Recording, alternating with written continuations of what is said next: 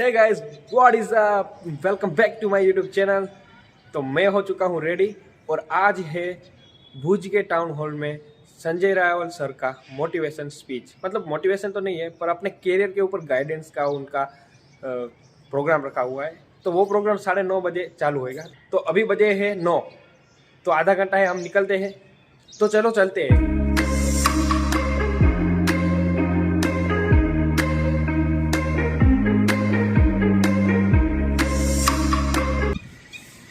तो गाइज अभी हम पहुंच चुके हैं हमीसर तालाब। आप देख सकते हो वो सामने रहा स्वामीनारायण मंदिर।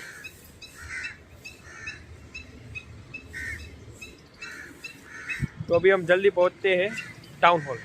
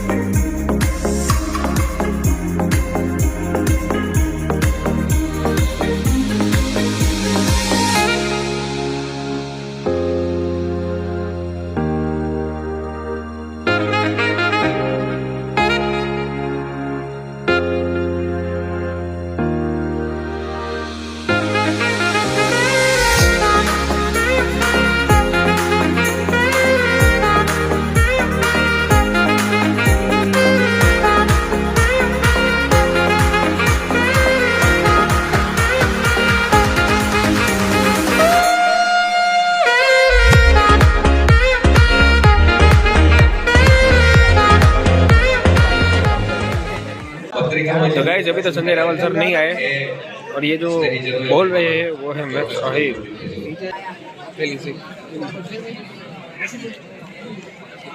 હવે વાતનો પ્રાણ લઈ લો। આદરણીય સંજયભાઈ રાવલ સાહેબ આપણે વચ્ચે ઉપસ્થિત થઈ રહ્યા છે। વેલકમ।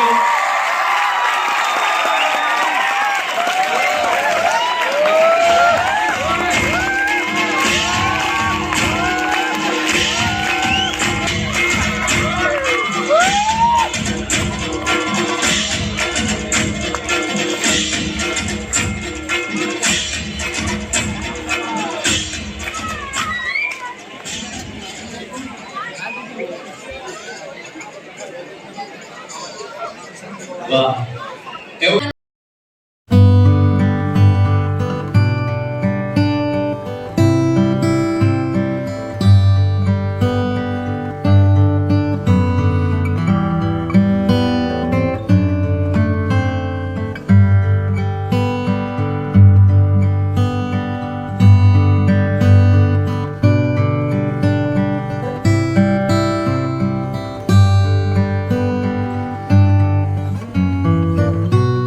તો કચ્છ અને સમગ્ર ભુજ જે છે સાંભળવા માણવા માટે ઉપસ્થિત છે।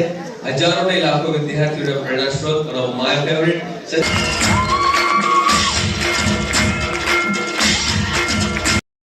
શ્રી રમેશભાઈ નાણભાઈ વર્ચન પ્રોફેસર સાહેબ રમેશભાઈ એમના સ્વાગત માટે વિનંતી કરીશ।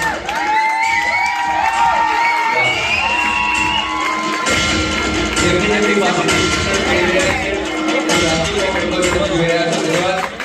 મૌલિક કુમાર નાથાભાઈ ઝાલા આપણો મેં વાત કરી કે આપણે જે સંકલ્પ લઈને ચાલ્યા હતા, જે આપણે વિચાર કર્યો તો જે સમાજ માટે કંઈક કરવાનું, એ સંકલ્પને આપણે પાછળ મૂકી આવ્યા એવું લાગે છે। તો એ સંકલ્પની સાથે એ વિચારની સાથે અમે નક્કી કર્યું અને 16/3/2022 ના શ્રી ભગવાન ચેરિટેબલ ટ્રસ્ટની અમે સ્થાપના કરી।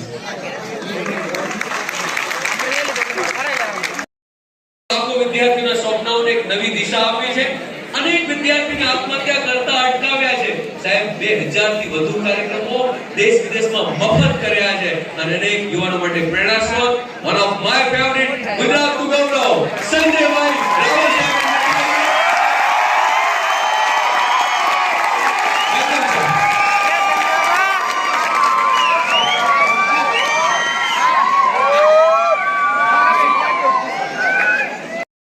મને મફત આપો અને તમને કહું છું ગીતામાં લખ્યું છે મફતનું લઈશ નહીં।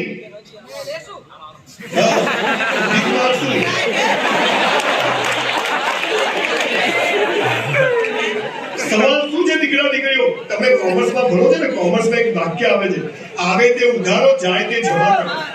હે ને? આવે તે ઉધારો એટલે આજે આ સમાજે આપણી પર ઉધાર કર્યું છે, એ આપણું ઉધાર જે સમાજને ચૂકવવાનું છે, અને જાય તે જમા કરો. આ ટ્રસ્ટીઓનું જેને ડોનેશન આપ્યું એનું જમા થયું છે એ એમને પાછું મળશે. આ આવે તે ઉધારો જાય તે જમા.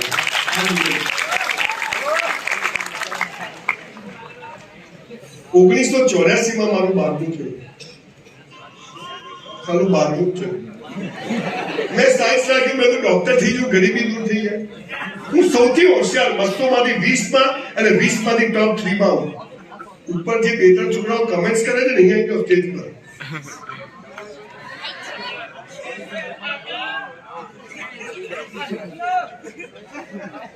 મંદિર આગળ બેસતો તોય પૂરું નહીં થાય દોસ્ત.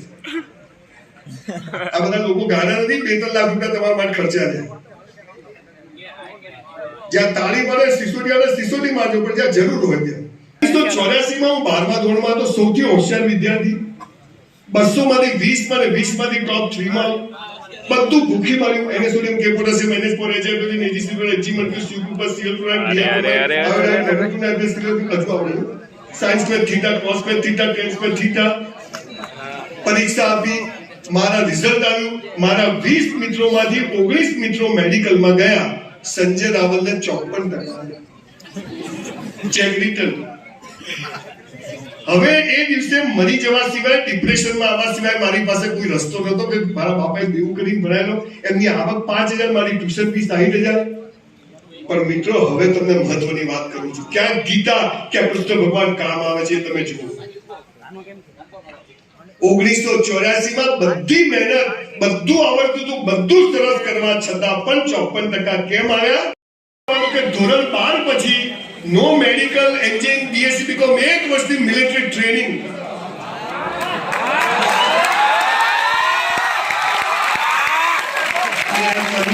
મરી જાય પાર આવે છે જુએ. માય કાંગડા જેવા છોકરાઓ, હે છોકરીઓ તો પથરો મારે નાખે પડે. હમણાં રાજકોટ ગયો તો એક છોકરી મને કે સાહેબ પેલો મને હેરાન કરે છે. મેં તો ઉપાડી જશે. દીકરીઓ, તમને ભગવાન એક તાકાત આપી છે. આજે તમને કહી જઉં છું, તમને ખબર નથી. તમારી આંખમાં એટલી તાકાત છે કે તમારી મરજી વગર આ આંખથી નીચે કોઈનો બાપ જોઈ ના શકે. આટલી ઈશ્વરે તમને.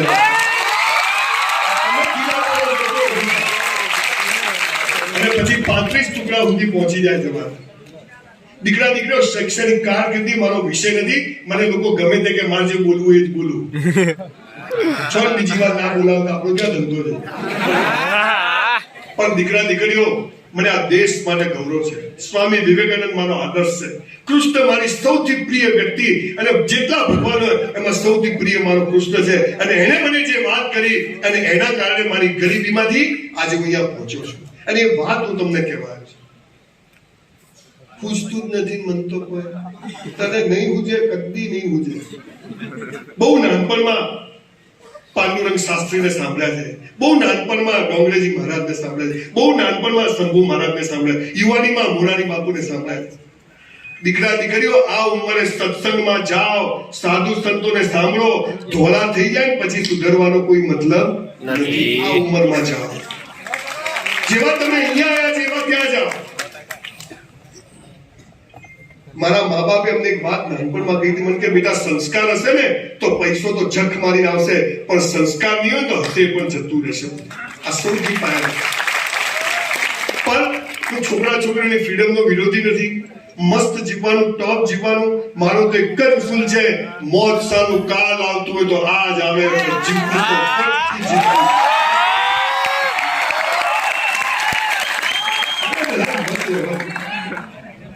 પણ તકલીફ શું છે? આ સ્કૂલ કોલેજો વાળા દાંત વાળે કાચ કર્યા તમે ઘણા જો પતિ જશે. દીકરા દીકરીઓ, તમને એ ખબર પડી જાય કે આ મારા હાથમાં છે અને આ ભગવાનના હાથમાં છે. આટલું મારે કરવાનું છે અને આટલું ઈશ્વરે કરવાનું છે. તમે કોઈ કબૂતરને, કીડીઓને, હાથીને, કૂતરા, ગાયોને ડિપ્રેશનમાં જોયા? હું શું કરું? કબૂતર ઉડતું આવશે, માળો કરશે, ઉડી જશે, બચ્ચા જન્મશે, માળો ફેંકી દેશે. આ બધું કેવું ચાલે છે?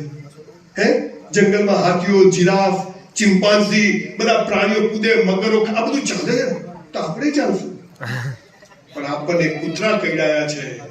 ધ્યેય ઊંચો રાખો, બહુ પૈસા કમાઓ. દીકરા દીકરી એક વાત કહું, 5 લાખ રૂપિયાનું ડાઇનિંગ ટેબલ આવે પણ 5 લાખમાં ભૂખ આવે. 5 લાખનો પલંગ આવે પણ 5 લાખમાં ઊંઘ આવે નહીં. તો જીવન શું છે આ તમને સમજાવવાની જરૂર છે. પહેલો નંબર એ સફળતા, હા જરૂરી છે. તમે ભણવામાં હોશિયાર હશો તો અમે જે 30 વર્ષમાં મેળવ્યું એ તમે 10 વર્ષમાં મેળવશો. ભણવાની વેલ્યુ છે, પણ એનો મતલબ એ નથી કે ભણવામાં હોશિયાર ના હોય તો ડબ્બા હોઈએ. આ સૌજીભાઈ ધોળકિયાનું નામ સાંભળ્યું? 10,000 કરોડનું ટર્નઓવર કરે છે. 4 ભાઈઓ ભેગા થાય તો ગ્રેજ્યુએશન નહીં થતું. એમાં એવું છે ને. અને પેલા ગોવિંદ કાકા એસઆર કે ભરેલા તો ભારે મળે, બોલો આવું કે કામ. સવાલ એ નથી, સવાલ એ છે કે જીવનને આપણે સમજ્યા નથી અને એટલે બધી ટેન્શનો, ચિંતાઓ. સફળતા એ છે આપણો ફોટો ઘુમાય હસતો આવે. દિલ બળે કે લાઇટર બળે, બે દ્રશ્યો સરખા. કોઈ તમને કિસ કરે ને તો સમજવાનું કે આ બટકું ભરશે. કિસ છે ને નાનું બટકું જ છે, સોફ્ટ, પછી ધીરે ધીરે ભારે રાખવું છે. જે સૌથી સારો મિત્ર હોય ને એ જ સૌથી સારો દુશ્મન બને છે. તમે જેને સૌથી વધુ પ્રેમ કરો એ જ તમને સૌથી વધુ દુખી કરવાની તાકાત ધરાવે છે. આ આપણને ખબર નથી. થોડી 5-7 વાતો કહેવા આવ્યો છું. શિક્ષકમાં કારકિર્દી, તક આવે તો ડોક્ટર બનજો, ચાર્ટર્ડ એકાઉન્ટન્ટ બનજો, આર્કિટેક્ટ બનજો, વકીલ બનજો, કઈ ના મળે તો બિઝનેસમેન બનજો. પણ સૌથી પહેલા એક સારા માણસ બનશો ને તો ભગવાન જુઓ. ઘરમાં કયો છોકરો મા બાપને ગમે જે મા બાપનું કેવું માને? કોલેજમાં કયો છોકરો મા બાપ શિક્ષકોને ગમે જે પ્રોફેસરનું કેવું માને? તો આ પૃથ્વી જેના બાપની છે એ કૃષ્ણ ભગવાનને કયો માણસ ગમે જે એનું કેવું માને?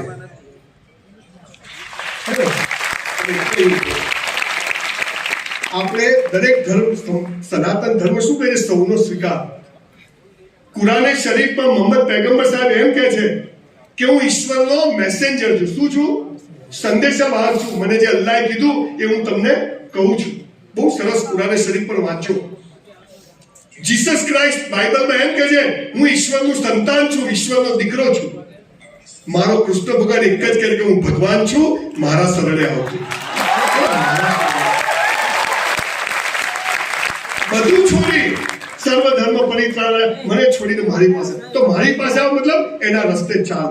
આ રસ્તો 7,500 વર્ષ પહેલા આપણો બાપ.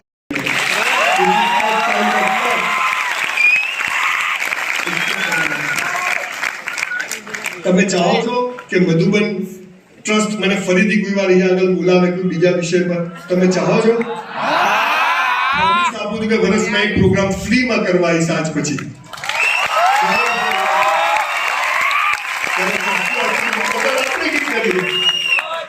પણ મને એક પ્રોમિસ આપવી પડશે અને ભાઈને કહું છું કે અહીંયા એટલા જ લોકોને બેસાડજો જેટલા મા બાપને પગે લાગતા 20 જણ હશે તો બી આવીશ. હે ને? આજથી આપણે મા બાપ તમારો વાત નથી. હાલ સ્કૂલ વાળા દાંતવા પપ્પાને ગળે મળો કે બાપા તમે અમને જન્મ આપ્યો, દીકરાઓ અને દીકરીને મમ્મીને ગળે મળો, હાથ ચૂમો. સાહેબ આપણે મુસ્લિમ સમાજ પાસેથી બી એક સરસ વાત શીખવા જેવી. તમે મુસલમાનોનું કોઈ ઘરના ઘર જોયું? તાળી પાડો. એ રિક્ષા ચલાવશે, લારી ચલાવશે પણ મા બાપને દુખી. ચોથી વાત, 5મી વાત સૌથી મહત્વની. 3000 સુસાઇડના કેસ મેં બચાયા. એમાંથી 2500 સુસાઇડના કેસ કયા ખબર છે? જાનુ આઈ લવ યુ. પેલી ના પાડી. મેં એને આટલો પ્રેમ કર્યો, એને મને આટલો પ્રેમ કર્યો. અચ્છા આપણે પ્રેમ કેમ કરીએ છીએ? લગ્ન કરવા માટે. લગ્ન કેમ કરીએ છીએ? છોકરા પેદા કરવા. હું તમારી ભાષામાં બોલીશ પણ આ બધું જ શ્લોકોનું ભાષાંતર બોલું છું કે તમને શ્લોકમાં બોલીશ તો ટપ્પી નહીં પડે. હવે આ 5મી વાત જીવન સાથી વિશે ભગવાને શું કહ્યું છે? કૃષ્ણ ભગવાને કુરાનમાં, બાઇબલમાં શું લખ્યું ખબર છે? હે મનુષ્ય, તારા જન્મ સમયે શું લખ્યું છે? તારા જન્મ સમયે તારો જીવન સાથી મેં નક્કી કરીને રાખ્યો છે. કૌંસમાં ફાફા મારવા નહીં. કઈ જશે ઘેર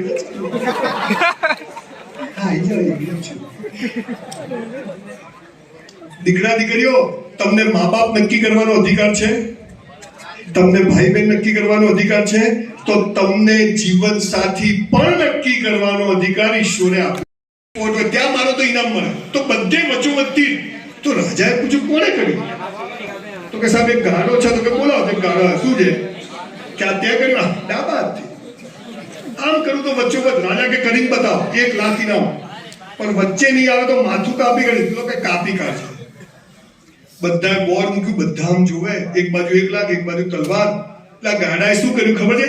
પહેલા માર્યું તીર, પછી દોર્યું ગોળ. એટલે તો વચ્ચે જ આવે ને.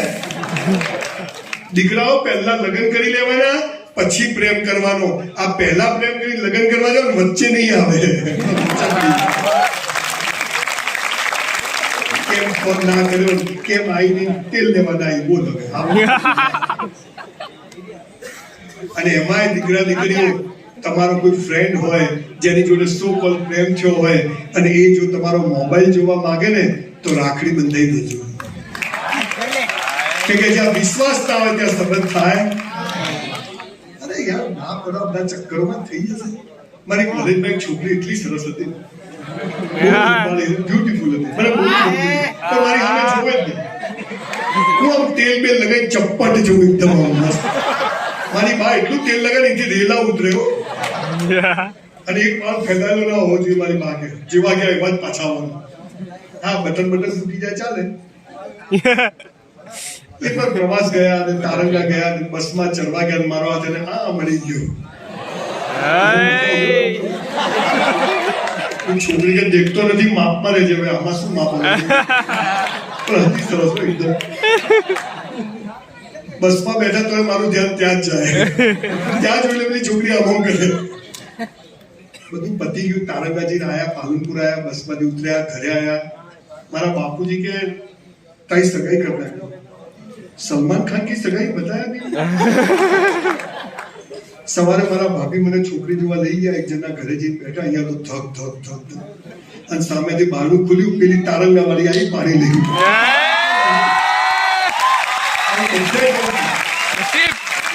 અને 35 વર્ષથી હજી મેં બદલી નથી, એ જ રાખી છે.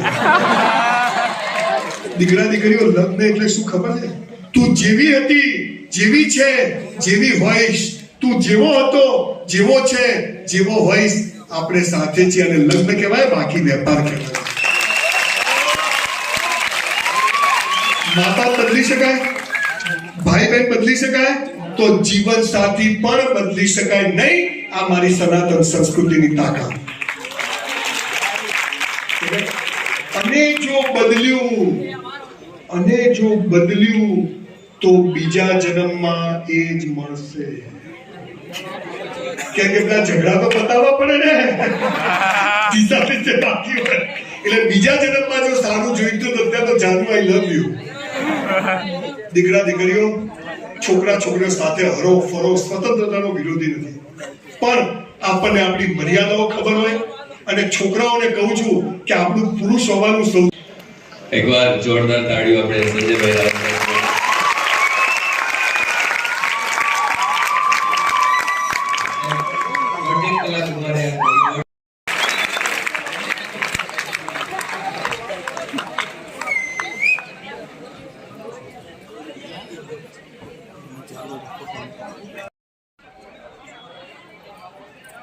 પ્રશ્નની ટીમ ઝડપથી આવી જાઓ ઉપર.